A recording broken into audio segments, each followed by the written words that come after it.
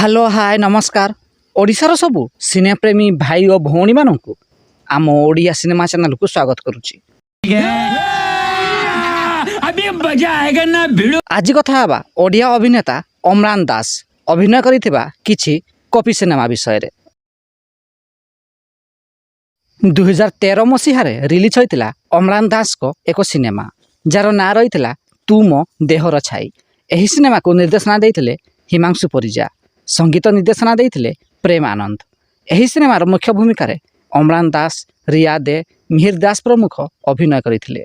एही ओडिया सिनेमाटी कॉपी होइथिला एक तमिल सिनेमारू।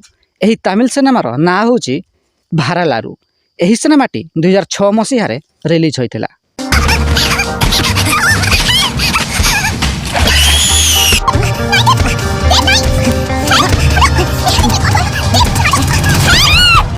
दुई 2017 मसीह रिलीज होइतिला आउ एक ओडिया सिनेमा जार ना रही बजरंगी। एही सिनेमा को निर्देशना देइथिले बिनी नायक, संगीत निर्देशना देइथिले प्रेम आनंद। एही सिनेमार मुख्य भूमिका रे अम्लान दास, सिद्धांत महापात्र, अनुभा प्रमुख अभिनय करिथिले। एही ओडिया सिनेमाटी कॉपी होइतिला एक तेलुगु सिनेमारू। एही तेलुगु सिनेमार ना रही जिल्ला।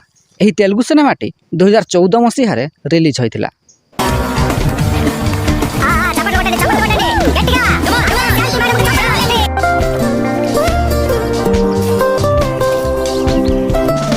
दुई 2016 मसीह अम्लान दास को आउ एक सिनेमा रिलीज होइतिला। सिनेमार ना रही टाइगर। एही सिनेमा को निर्देशना देइथिले दिलीप पंडा, संगीत निर्देशना देइथिले गुल्डी रथ।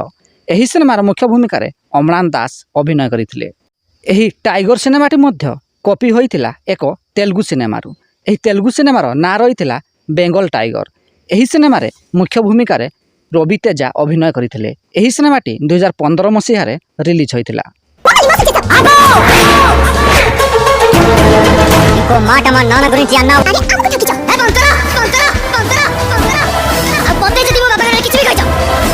दुई 2014 मसीह रिलीज होइतिला अम्लान दास को सबुठारु सुपरहिट होइथिबा सिनेमा गोलापी गोलापी।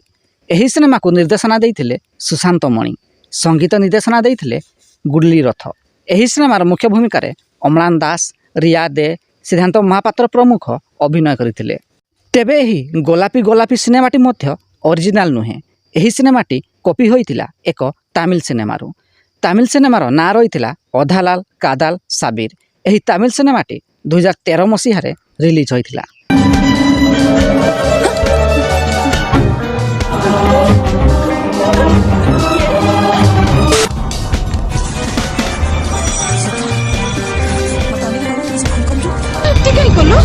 तेबे अम्लान दास को अभिनीत केउ सिनेमाटी आपणकर फेवराइट कमेंट बॉक्स रे निश्चिंत जनातु।